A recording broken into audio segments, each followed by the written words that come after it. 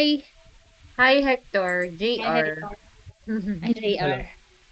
Ayun. Hello. Hi, hi. Ayun. So, nag-share lang kami ng ano ng ano. May tanong lang si Manette kung paano ako nag-start. So, after you can introduce yourself na lang ulit kasi wala ako last yung first meeting ninyo. So, yun.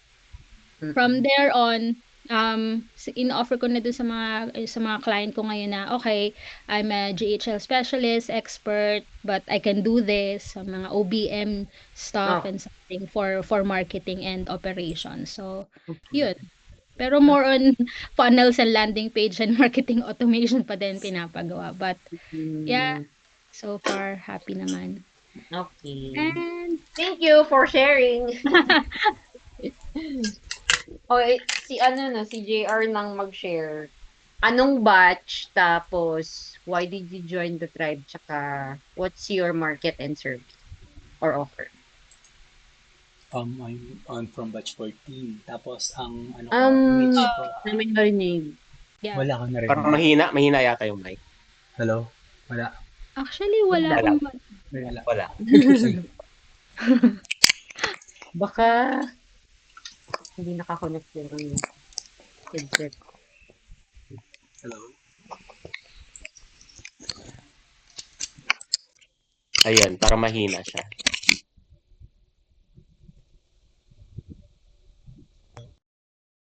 Meron? Mm. Meron Sige, na. go. Narot. Yes. Okay. Bali, batch 14 ako. Tapos, doing accounting and saka bookkeeping. Before, nag-try din ako ng mga copywriting, ganyan-ganyan, nung nag-umpisa ako sa try. Tapos, ang market ko ngayon is nasa real estate. Bali, entry level na na bookkeeping. Ayun, yun lang. Motivation to join the tribe. Misis ko. Misis mo? Tribe? Hindi. Bali, ano siya, Ah, marami siyang mga lectures na napuntahan. Madami talaga since 2019 yata yan, nag-uumpisa na yan eh. Ayun. about freelancing. Oo. Ah, okay.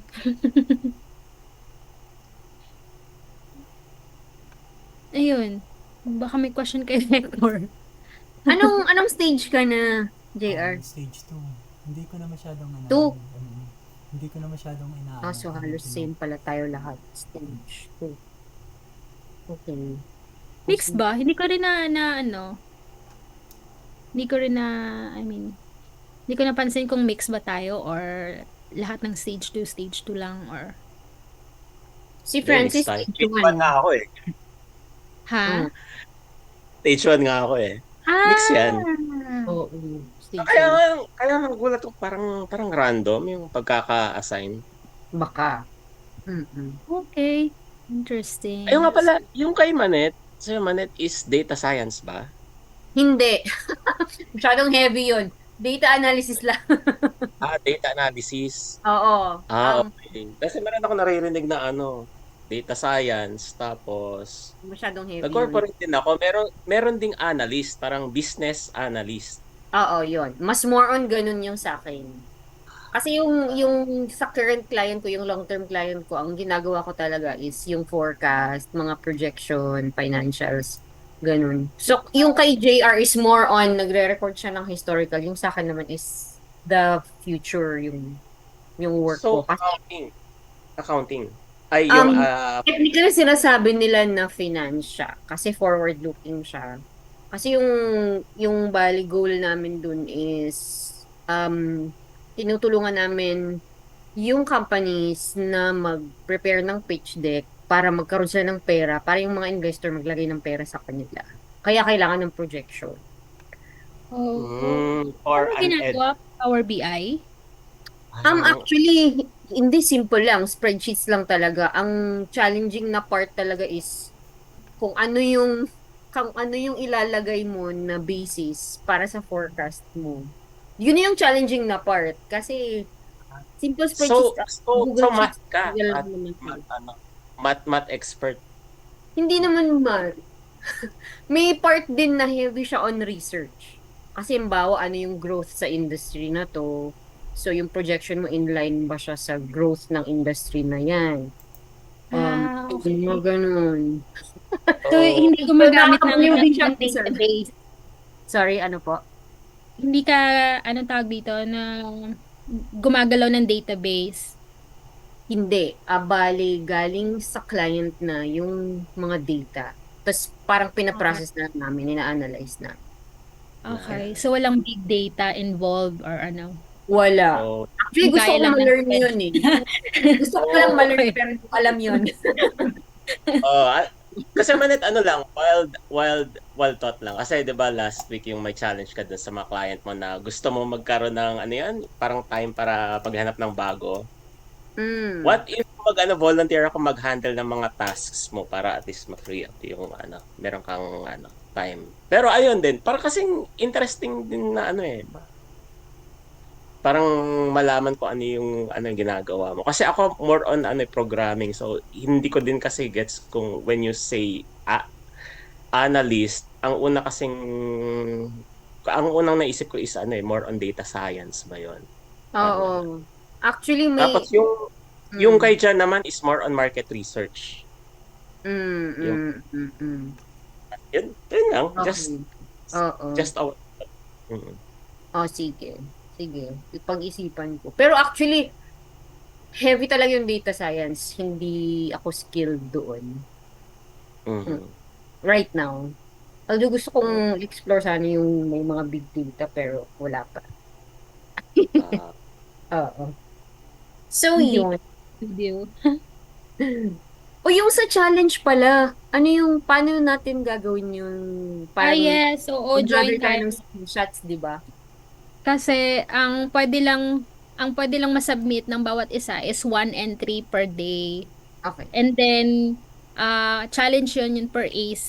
So kung apat lang tayo per day, apat lang yung pwede nating i-submit. Mm-mm. Whereas kung nag-join ng lahat, ilan ba tayo sa AC?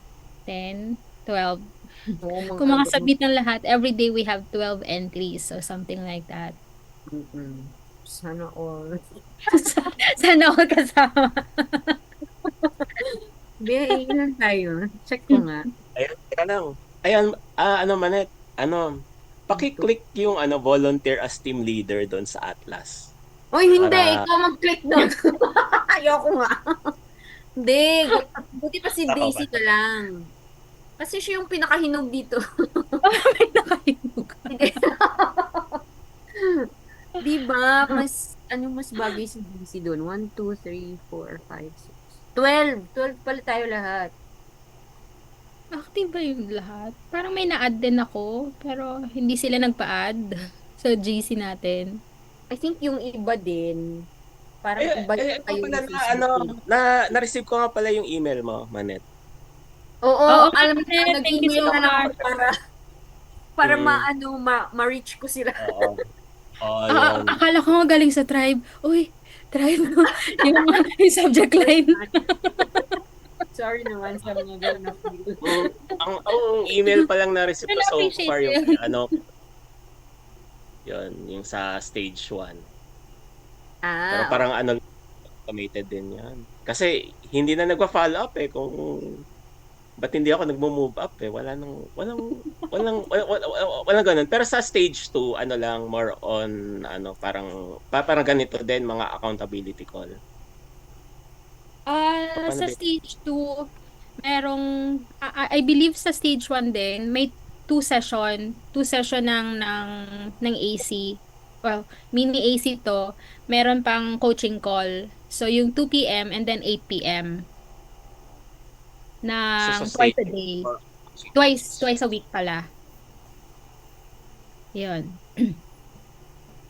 And then, remind lang din na yung coach natin pwede nating i-email kasi hindi alam ng karamihan yan. Pag mm-mm. nahihiyang umattend, so yun, you can email them naman kala ko FB. directly. Halimbawa, may question ka, specific question, so yun, medyo matagal nga lang mag-reply. Pero so far, nagre-reply naman. Lalo na kapag hindi nakaka-attend nung Ah, ng calls. Okay. Kasi sa amin sa stage 1, parang may FB group din. Pero yun, doon ako nagpo-post. Tapos Mm. kapag weekend, parang walang sumasagot. Tapos kapag Tuesday, saka lang na, Weekends wala talaga sila, buhay. hindi talaga nagre-reply. And Mm. then, wala talagang ano yan, weekends din nila. And then, Oo. ano pa ba? Si Bri. Meeting Ayun. will end in 10 minutes. So yan, akala ko kasi ang ano nila is level of service nila is around 24 hours yata yun. Yung dati.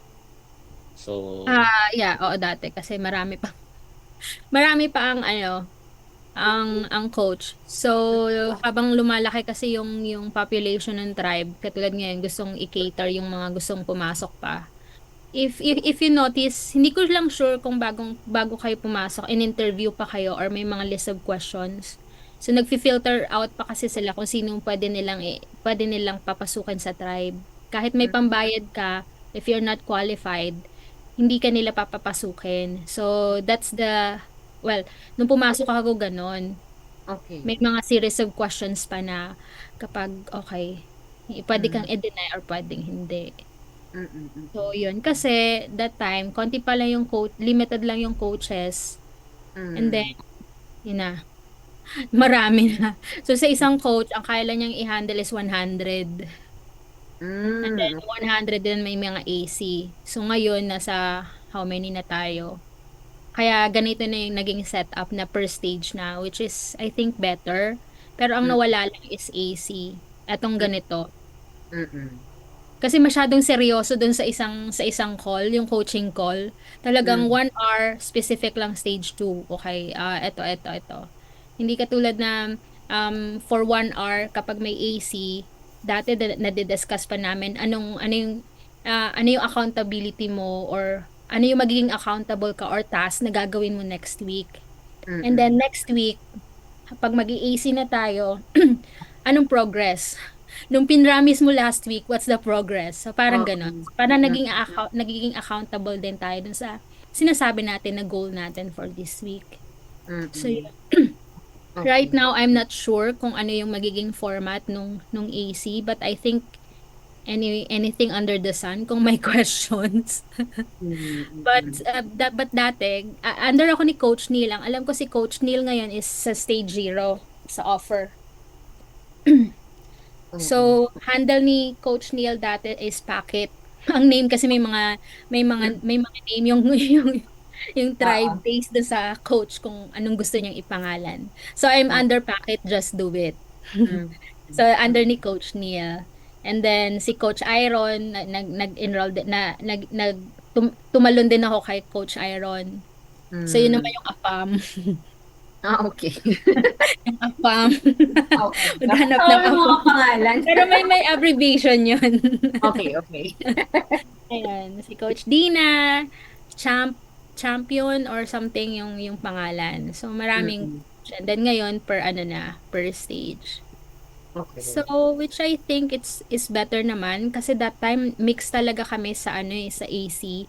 So hindi nauubos yung oras namin in 1 hour just to discuss yung mga specific ng concerns sa stage 2, sa stage 4, or sa stage 3 or offer. Unlike yun, may AC na and then may coaching call pa per offer, per stage, which is I think better kasi may specific concern ka about sa stage 2 or sa offer mo, doon ka sa coaching call. Then kapag AC, okay, about freelancing naman talaga. Journey natin. Okay, bago mag-ending meeting, anong araw yung magiging AC natin? Okay na ba? Okay lang sa akin. Sige. Push na natin. Ako pala Sige. tanggal ng Sunday kasi pala. May mga games Oo. pala pag Sunday. May mga game. Hindi rin talaga ako pwede ng Sunday. Sige, Tuesday, 8 PM na lang ang regular natin. Oo. Regular schedule. Ay, yung sa ano pala, yung sa challenge, anong gagawin natin? Mag-Google Docs tayo, tapos i-drop natin yung screenshots doon? Ganun na lang ba? No. Doon sa post, merong Form? may form Okay, sige. na isa-submit natin. So, yung Pero per tribe group coaches yun. na Tama ba? Per entry. Ah, Per so entry. tayo. And then lalagay mo lang yung 168. So sila na yung magka-count kung ilan yung entries for Sige. Okay. 168. Sige. Sasabit And na ako then- ng entry. Para may Yeah. points yung group natin. Okay. Mag-submit din ako later. O may 2 points na tayo. Oo. Sige, go. Si So, JR din, tsaka si Francis. For this week, for Ano na nga yun? Ay. Di ba? Post or email? Depende per stage. So ang Ah. stage 0 ay I think iba yung yung task sa stage 2 tsaka sa stage 3. Okay, sige. Okay, ilang minutes na lang for mag-picture muna tayo. 4 minutes. Yes. Sige. Look at your camera and smile.